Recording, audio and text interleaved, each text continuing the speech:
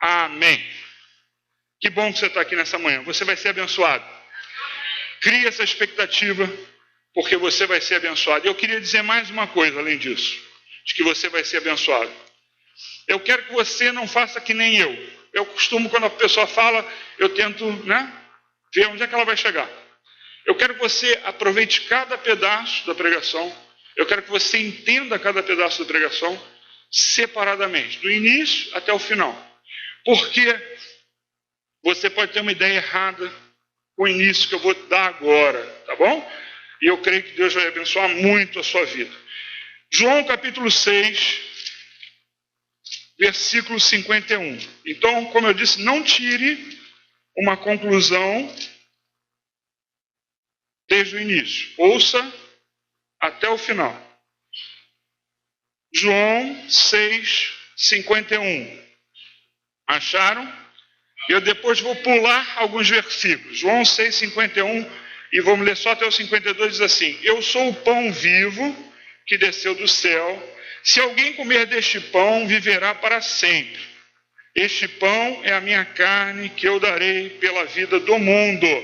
52. Então os judeus começaram a discutir exaltadamente entre si: Como pode este homem nos oferecer a sua carne para comermos?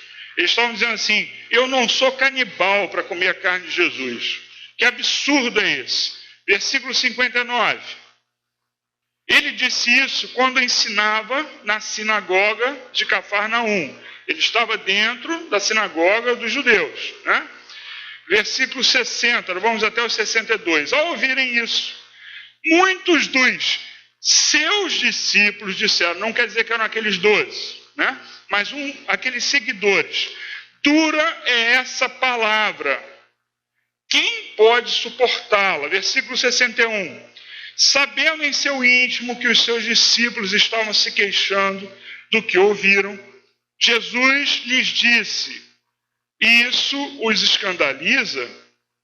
Que acontecerá se vocês virem o Filho do Homem subir para onde estava antes? Ele já está falando dele ressurreto, indo para o Pai. Ele já está dizendo para eles que eles então iam ficar muito mais espantados. Versículo 66. Daquela hora em diante, vamos até o 69. Muitos dos seus discípulos voltaram atrás e deixaram de segui-lo. Para você ver que não eram os 12, Muitos dos seus discípulos voltaram atrás e deixaram de segui-lo. Uma palavra que Jesus deu, que era a realidade, era uma realidade espiritual, não era física, mas por causa dessa palavra as pessoas se afastaram. Versículo 67, Jesus perguntou aos 12, vocês também não querem ir?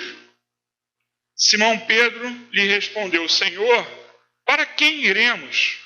Tu tens as palavras de vida eterna. E por último, nós cremos e sabemos que és o Santo de Deus. Amém. Feche seus olhos comigo. Senhor, obrigado, Pai, pela tua palavra que deixaste para nós. Obrigado, Senhor, pela inspiração, Senhor. Obrigado pelo que tu vais fazer, Senhor. Atinge os corações, que todos aqui possam ter os corações abertos a ouvir a tua palavra. Que seja, Senhor, algo maravilhoso para todos, Senhor. Que seja algo, Senhor, esclarecedor. Que seja, Senhor, algo que vai transformar. Que seja assim, nós pedimos em nome de Jesus. Amém. Amém. Esteja pronto para ouvir e pronto para mudar o seu coração. Amém? Nós vimos nesses versículos que Jesus não se preocupava em ser popular. Ele não tinha essa preocupação. Ele não era preocupado com isso. Dizem, que no final só ficaram os 12 e as mulheres. Talvez baseado nesse texto. Esse texto está muito antes, mas talvez baseado nisso, dizem que ficou só os 12, no caso os 11, e as mulheres que os serviam. Mas ele não se preocupava em ser popular, se preocupava em disseminar a verdade. Você já ouviu aquele ditado popular? Doa quem doer. Ele falava a verdade. E ele falava com amor, mas ele falava a verdade. Se perguntassem para ele, ao invés de ir embora, simplesmente, ele teria explicado.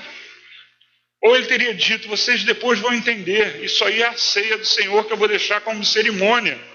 Ele teria explicado, mas aquelas pessoas ouviram aquilo, ficaram com o cabelo em pé, arrepiadas e picaram a mula.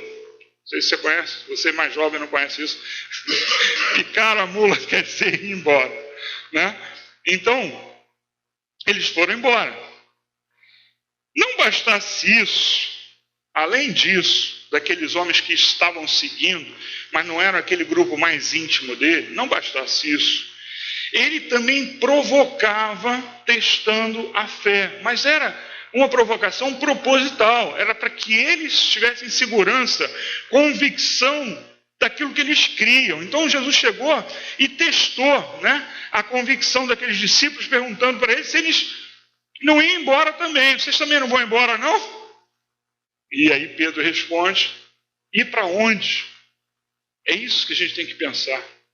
Ir para onde? Muitas vezes as coisas acontecem nas nossas vidas, né? E a gente não pensa nisso. Gente, quem conheceu a palavra, quem conheceu Jesus, quem declarou Jesus como seu Senhor e Salvador, não tem outra opção, porque sabe o que é a outra opção. A outra opção é o inferno. Então, não há opção. É que, como Pedro, Jesus podia falar a verdade. Você pode ser confrontado com algo na sua vida, algo ruim. Você não tem opção. A sua opção é ficar com Jesus. E talvez você seja testado na sua convicção. Talvez aconteça isso. Talvez aconteça isso. E aí o título que eu dei para essa mensagem foi: e se o milagre não acontecer? O que você vai fazer? Se aquilo que você espera tanto não acontecer, você vai ter convicção e vai ficar com Jesus, ou você vai com os outros, como eles foram? Picaram a mula, foram embora. Sabe, nós precisamos ter convicção do que nós cremos. Se nós buscamos as coisas erradas quando nós viemos à igreja, quando nós estamos vindo à igreja, nós vamos ficar fracos. Havia uma necessidade. Eles havia uma necessidade de Jesus provocá-los. Vocês não vão embora, não? Eles iam se sentir sozinhos depois.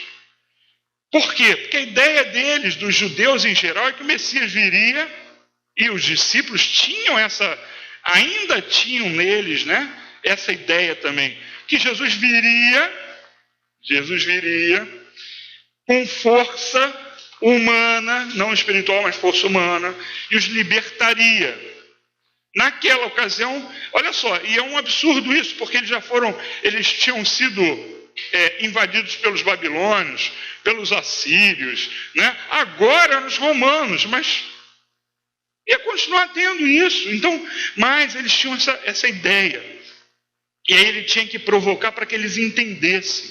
Eles precisavam entender porque eles iam se sentir sós, porque aquele Jesus que era o Messias, que eles esperavam uma outra imagem dele, aquele Jesus agora estava sendo levado como um humano qualquer, tomando chibatada, sendo humilhado, sendo posto na cruz. E para eles, eu sempre repito isso, para eles estar com o peito nu já era todo nu, eles consideravam que está nu. Então ele estava, talvez, isso é a imagem que a gente tem, né, dele, eu não sei se é ou não, isso eu não sei dizer, mas só com um pano enrolado, né, e todo o resto do corpo sem pano. Isso para eles era uma humilhação, estar nessa posição.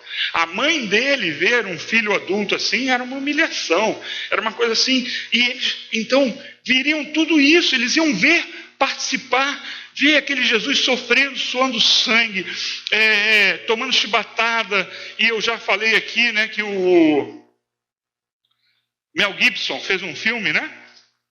Paixão de Cristo? Não. Paixão de Cristo, o nome? E ele fez o troço real e as pessoas ficaram horrorizadas. Aquilo era real. No final do chicote tinham anzóis, como se fossem anzóis. Aí não só batia, mas puxava e arrancava a pele. Aí a galera viu o filme, meu Deus, mas era exatamente aquilo. E aqueles homens iam ver isso tudo, iam se sentir fracos, despreparados para ficar sozinhos. O tempo todo Jesus estava com eles. Eles não estavam acostumados a estarem só. Eles estavam 3 anos com Jesus. Nós, muitas vezes, nos sentimos fracos, abandonados. E eu vou dizer para você que às vezes é proposital. Jesus se sentiu assim. Ele não falou a frase famosa, né? Por que me abandonaste? Eli, Eli, lama sabachthani. Por que tu me abandonaste, Deus? Ele se sentiu assim. Então, às vezes, nós nos sentimos assim. Aí, nessa hora, a nossa convicção é testada. É nessa hora que a gente sabe se a gente crê ou não. Porque se a gente crê, você crê até a morte. Se houver perseguição no Brasil, não há. Já houve no passado. Né? No passado, na época chamados protestantes, seriam os evangélicos hoje, eles foram perseguidos no Brasil, mortos. Em outros países também, na Espanha houve uma perseguição grande. Então, e aí? Meu Deus, como assim? Eu tenho um Deus que faz tudo por mim, que eu não nem adoeço, porque Deus não deixa, não sei o que, você tem as convicções erradas, você não resiste a isso. E o mais precioso que nós temos não é o que acontece na nossa vida, é a nossa próxima, né? Aquilo que vem pós-mortem, né? Aquilo que virá é a nossa vida eterna. Então aqueles homens voltando, eles precisaram ser provocados, eles precisavam aprender como nós também precisamos. Eles sofreriam muita discriminação, como talvez você sofra. Hoje está muito light. Meu Deus, eu estar onde eu estava, né? Sendo evangélico, em 1977, e eu entrei, né, no Colégio Naval em 79, vocês não têm ideia da pressão. Pressão dos colegas e pressão dos oficiais. Então, foi muita pressão, gente. Sabe, às vezes a gente vai passar por isso, não comparando, né?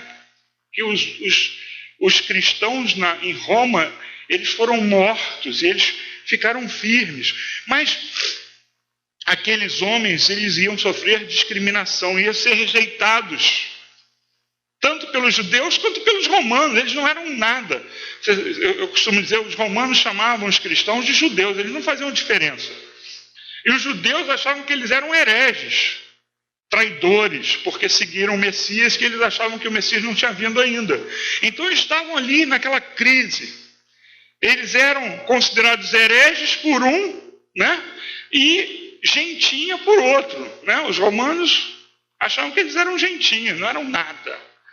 Então eles sofriam isso. E Jesus já estava preparando eles para isso. Estava provocando, eles tinham que ter convicção. Você precisa ter convicção da sua fé.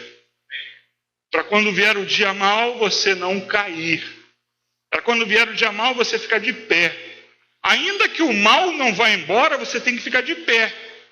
Porque a sua fé não depende daquilo que acontece com você. Ou não deveria. Porque hoje é pregado no Evangelho que a fé depende do que acontece. Isso é um problema. Porque se não acontecer, e essa é a questão que eu botei como título, e se o milagre não vier? Você vai fazer o quê? Abandona Jesus? Ou você fica com ele? Porque o que vem depois é muito maior do que qualquer coisa que você consiga na terra. Vale muito mais do que qualquer atração. Vou usar os mais recentes aí, né? Um Rock in Rio. Não, eu tenho que ir no Rock in Rio. Não vou à igreja, não vou ao Rock in Rio. Ou então, eu vou na Bienal, não vou à igreja, não, eu vou à Bienal do livro, maravilhosa. Puxa vida, vai ficar tudo aí. Vai ficar tudo. E a música vai ser diferente. Música vai ter lá, mas vai ser diferente. Gente, a gente vai ser testado e a gente precisa ter convicção. E aí se a gente não se fortificar, a gente não vai nem abençoar aqueles que estão próximos a nós, nossos parentes, nossos filhos, nossos amigos, né? Então a gente precisa ter convicção. No início, Jesus fez muitos milagres. Ele fez milagres grandes, vistos por muitos. Multiplicação de pães 2 vezes. Imagina se ele distribuiu o pão para 3.000 pessoas, foi 3 ou 5, não lembro mais. 3.000. Acho que uma foi para 3, outra foi para 5, né? Essa é por isso que a minha mente está confusa por causa disso. Uma foi para 3, outra foi para 5, se eu não me engano. 5.000 pessoas vendo aquilo.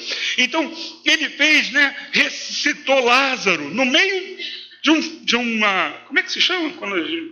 Oh, meu Deus. De um velório. No meio de um velório. E diz a palavra que Lázaro era uma pessoa influente, todo mundo gostava dele, então a cidade toda devia estar ali. Aí ele fez aquele milagre maravilhoso, né? Ressuscitou Lázaro. E ele fazia coisas assim, de muita gente ver. Cegos, que todo mundo conhecia como cego. Estava na porta lá do templo. De repente ele vai e cura. Então muitas pessoas viram. Mancos endemoniados. Os mancos, a casa estava cheia. Teve que tirar o telhado para baixar a pessoa que estava, né, acamado. Endemoniados, conhecidos por todos, vários endemoniados. Então ele fazia coisas assim, sempre diante de públicos que depois ainda espalhavam a notícia. Todo mundo sabia disso. Mas ouça o que eu vou dizer. Ouça o que eu vou dizer, que isso é importante. Eu peguei a Bíblia, tive cuidado de ver, né? O último milagre, mais ou menos cronológico, o último milagre de Jesus, que foi divulgado em grande escala, foi a cura de um cego na saída de Jericó para aqueles dias fatídicos. Ele saiu de Jericó, curou o cego, foi para Jerusalém. Aquilo teria sido, né, a última milagre presenciado por uma multidão. Ele em Jerusalém fez alguma coisa. No caminho ele curou a mulher, né? Da hemorragia, se eu não me engano, foi no caminho para Jerusalém. Dentro de Jerusalém, ele fez mais alguma coisa, ele secou a figueira. Mas de grande monta, algo assim visível, muita gente viu, muita gente espalhou, muita gente soube. A última foi lá, em Jericó. Tá? Próximo e dentro de Jerusalém, ele fez pouca coisa. Pouca coisa. Ele, por exemplo, botou a orelha do servo do sumo sacerdote no lugar, né? Mas foi pouca coisa. Poucas pessoas viram isso acontecer, né? Foi um público controlado. E o que aconteceu? Os milagres naqueles 3 dias, dentro de Jerusalém, 3 dias? Não. Ele entrou na sexta, foi crucificado. Ele entrou na quinta e foi crucificado na sexta, né? E mais o caminho. Então, vamos dizer assim, vamos aumentar. Em uma semana ele parou de fazer grandes milagres, que ele fazia o tempo todo. Mas o que aconteceu? Os milagres pararam de acontecer a esse nível, de todo mundo ver. As pessoas pararam de ver aquele poder de Jesus. E aí o que aconteceu? Ele foi abandonado. A pergunta para você, e você tem que pensar nisso, isso é segurança para a sua vida, é maturidade para a sua vida espiritual, é segurança para a sua vida espiritual, é segurança para a sua vida eterna. Se Jesus não fizer um milagre na sua vida, você vai abandoná-lo por causa disso? Você não pode fazer isso. A sua vida espiritual, a sua ligação com o Pai, a sua ligação com Jesus, não pode depender dos milagres. Não pode. Você só é maduro se você não depende disso. Espiritualmente falando, você só é maduro se você não depende disso. E se o milagre não acontecer, você tem que ficar firme. E se você for levado à morte como aqueles cristãos, ninguém fala, né, dos cristãos que foram levados para a morte. Hoje, ninguém fala nisso. Só fala em você vai ter uma vida maravilhosa, melhor carro, melhor emprego. E os caras que morreram, gente, porque falaram assim, e aí? Cabelo aqui, né? Isso aqui é o cabelo, tá? E a faca, e a espada. E aí? Alguns foram assim, tá? Degolados. E aí? Se você negar Jesus Cristo, você tem a vida, eu te libero agora. Senão eu vou degolar você. Jesus Cristo é o meu Senhor e Salvador. Cadê a vitória dele? Lá. Ele não negou até o fim. E nós negamos por muito pouco. Nós negamos pelo Rock in Rio, pela Bienal, pela Flamengo. Eu sou flamenguista. Pelo Flamengo. Hoje, à noite, tem jogo do Flamengo. Só Deus na causa. A gente nega pelo carnaval, por muitas bobagens, pelo pagode. A gente nega por muitas bobagens, pelo filme maravilhoso que vai passar na televisão, pelos 10 mandamentos. Nem os 10 mandamentos, nem os 10 mandamentos vale isso, gente. Novela é novela. Melhor encontrar esse cara aqui do que ver a novela. Sabe, a gente não percebe. Quando a gente é pressionado, como Jesus fez, ele ter parado de fazer milagres, ao meu ver, foi algo proposital. Ele parou de fazer ali os grandes milagres, né? Foi algo proposital. Aquele povo precisava ser testado. Sabe? E se na sua vida não acontecer mais nada que nós pedirmos em oração? Você já ganhou uma bênção? Eu já ganhei. Muitas. Já ganhou? Levanta a mão. Deixa eu ver se todo mundo ganhou? Nem todos. Está faltando uns aí, mas tudo bem. E se parar de ter milagres na sua vida? Se eles não acontecerem mais, o que vai acontecer com você? Todas as orações que você fizer agora, até Jesus voltar, né? Ou até você falecer, não vão mais acontecer. E aí? E aí eu vou te dizer 3 coisas. Nessa hora eu tenho que dizer 3 coisas para você entender. Por isso eu falei, não tira a conclusão da pregação antes de eu terminar. Tá? Então, se os milagres não acontecerem, o que acontece com você? E aí eu tenho que te dizer 3 coisas. No final dessa pregação, a primeira coisa, eu vou te convidar a orar pelo seu milagre. Parece contrassenso? Não é. Não é. E você vai entender por que isso. Segunda coisa, eu não sou maluco, né? De começar de um jeito e falar outra coisa. Eu não sou maluco, você poderia dizer assim, pastor, a semana passada o senhor falou que os milagres dependiam da expectativa, né? Não sou maluco, eu continuo pensando a mesma coisa. Então nós temos que ter a expectativa que o milagre aconteça sim, né? Então, aí alguém poderia me perguntar, como é que você está então fazendo uma pergunta dessa? Se não acontecer mais milagres, se Deus não fizer mais milagres, é porque tem a ver. O Senhor, você poderia perguntar para mim, diz que o cristão só é cristão quem crê nos milagres e que vê, né, e pede para que eles se realizem, porque isso fortalece a nossa fé. Eu falo isso, tudo isso eu falo. Eu não sou maluco. Mas aí vem a terceira informação que eu quero te dar. Isso é importante. Porque se você inverte as coisas, você pode até receber todas as coisas que você pedir em oração e não ser salvo. Então, eu continuo dizendo, o cristão tem que sempre pedir os seus milagres. Isso fortalece a nossa fé também.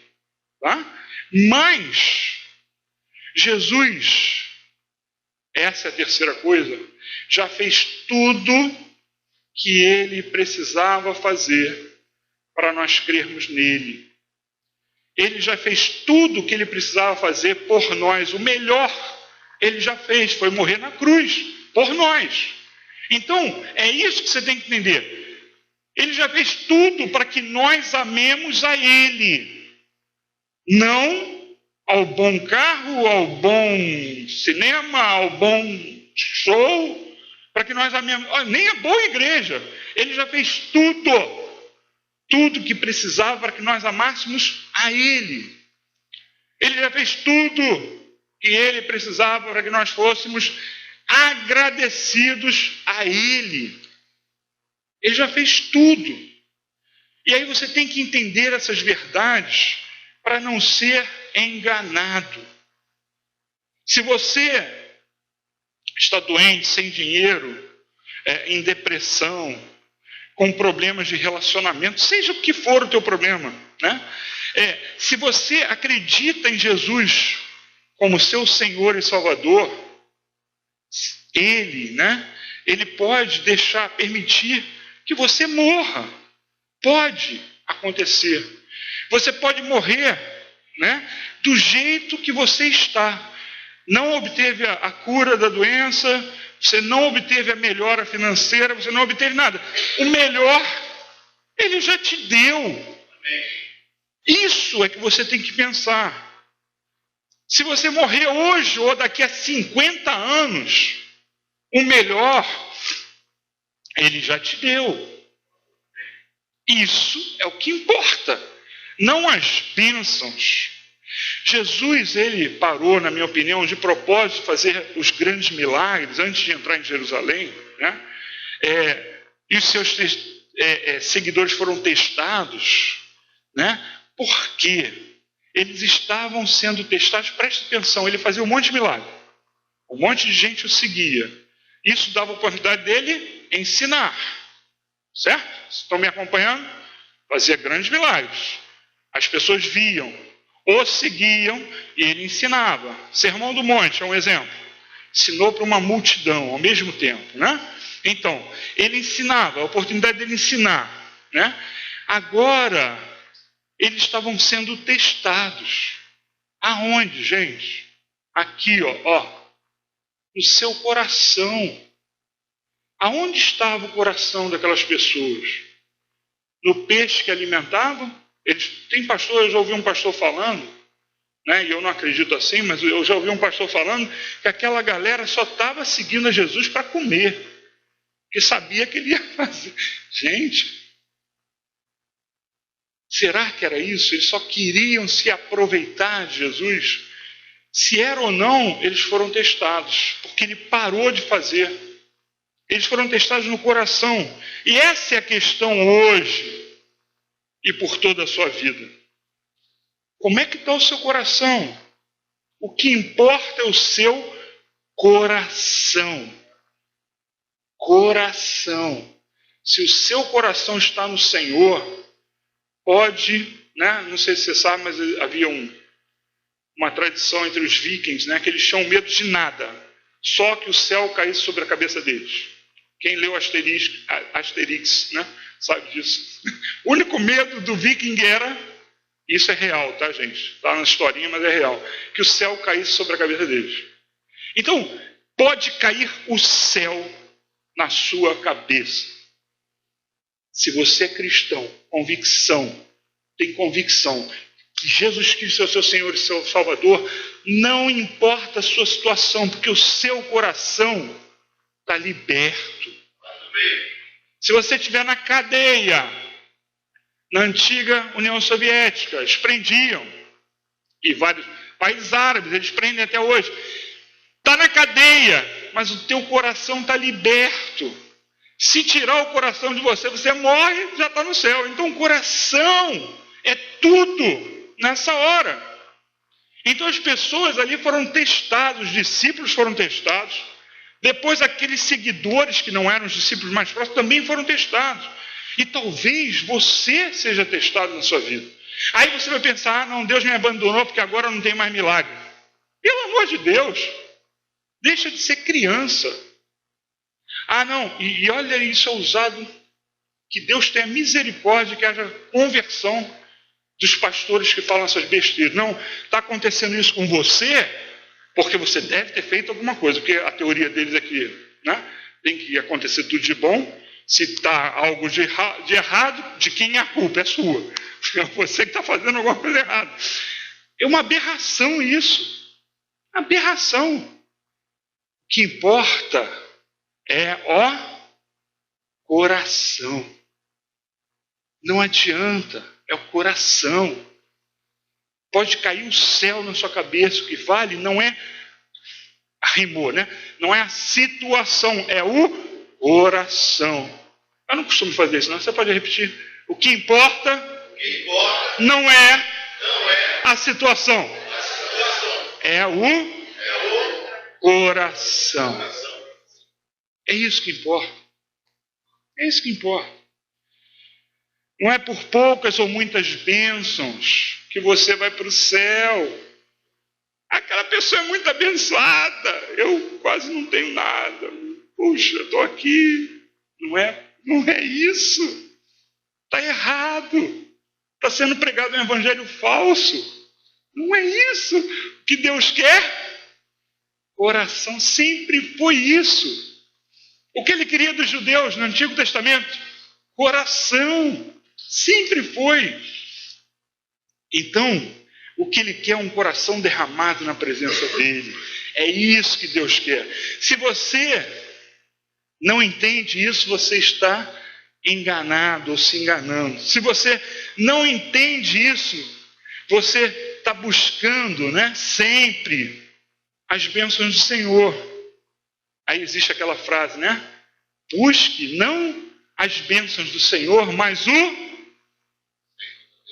só o pastor Simão sabe a frase.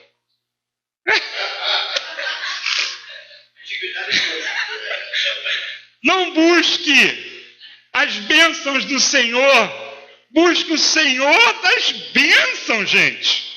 Isso é uma frase poderosa para você entender. Isso tem que ficar na tua cabeça, assim, ó, latejando. Eu não tenho que buscar as bênçãos do Senhor, eu tenho que buscar o Senhor das bênçãos. Amém? E a sua vida vai mudar e o seu coração vai mudar. É isso que você tem que ter. Sabe? O pior de tudo, é que você é facilmente enganado. Facilmente enganado. Porque as pessoas estão aí enganando. Dizendo, fazendo associações, né? Associações não que você tenha um coração diante de Deus, mas que você tenha bênçãos diante de Deus. Isso é uma enganação. Eu quero ler com você, para terminar, Provérbios capítulo 4.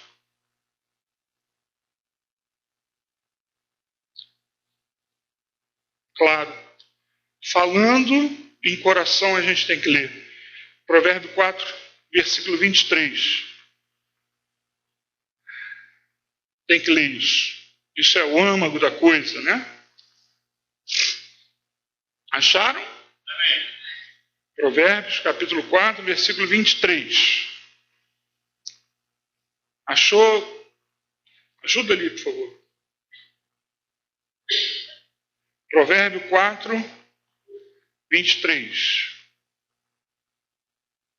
Eu vou esperar um pouquinho.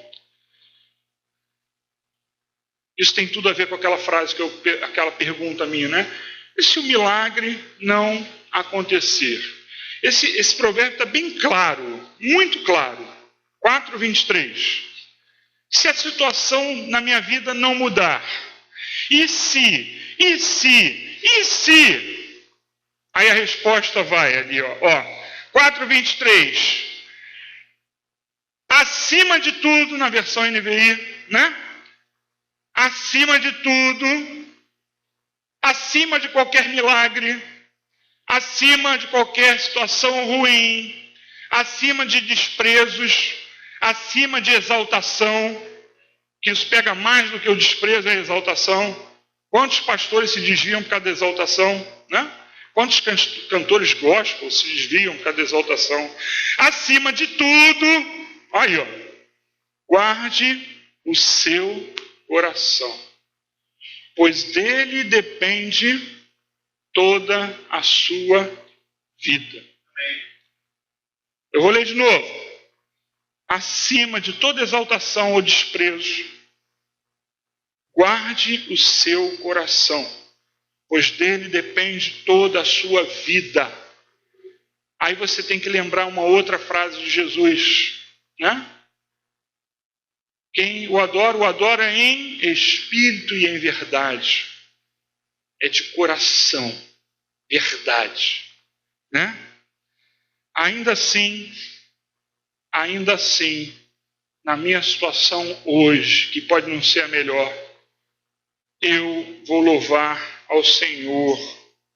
Ainda assim, ainda as coisas ruins acontecendo, eu vou procurar, porque é difícil para nós, fazer aquilo que nos é dito na palavra de Deus. Em tudo ou de tudo dei graças a Deus. Em todas as situações dê graças a Deus. E é isso que você tem que fazer. Começa aqui, ó. Sabe o que o diabo quer conquistar? Através dessas artimanhas todas, que você tem que ter o melhor carro, você tem que ter o melhor emprego, tem que ter nada, tem que ter o que Deus quer, usar a sua vida para abençoar. Se Ele quer que você seja o melhor empresário do Rio de Janeiro ou do Brasil, Ele vai fazer isso para você abençoar outras vidas. Aí você tem que entender o que o diabo quer? Seu coração. Se ele conseguir isso, ele consegue tudo. Se ele conseguir isso, né? Nós tínhamos um ditado lá, onde eu trabalho, que ele está já no caldeirão. Ele está querendo puxar mais gente lá para baixo, né? Para o inferno. Então a gente não pode deixar isso acontecer. De tudo, guarda o teu coração. Amém? E nós vamos orar hoje ainda pelos milagres que você precisa, para você entender que uma palavra não tira a outra. O problema é, qual é o seu coração quando você pede isso para Deus? Tem gente que pede milagre de Deus e após receber o milagre, ó, pica a mula. Não foi isso que eles fizeram? Eles não ganharam milagres e abandonaram Jesus em Jerusalém porque ele parou de fazer milagre? Tem gente que recebe a bênção e ó, por isso que a gente tem que buscar o Senhor da bênção e não a bênção do Senhor. Amém? E se você tem convicção, se você tem maturidade espiritual, o que você estiver vivendo, você vai poder dizer aquela frase bíblica, né? O meu Redentor vive. O meu Redentor vive. Por quê? Porque Redentor é aquele que nos redime. Ou seja, essa frase quer dizer, o meu Salvador vive. E é isso que importa. Amém? Amém. Vamos ficar de pé. E eu vou pedir para você fechar os seus olhos. Feche seus olhos. E eu queria que você repetisse essa frase comigo. Vamos todos juntos, todos os olhos fechados comigo. Por que olhos fechados? Para você pensar com o coração. Não com a boca, né? Não com o cérebro. Mas que você use o seu coração agora. E aí eu vou dizer uma frase antes, você não precisa repetir essa, tá? Em qualquer situação que eu esteja vivendo, agora eu quero que você repita comigo. O meu Redentor vive. O meu Redentor vive. Amém.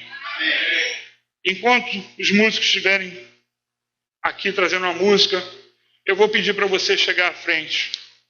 Se você tem um motivo de oração.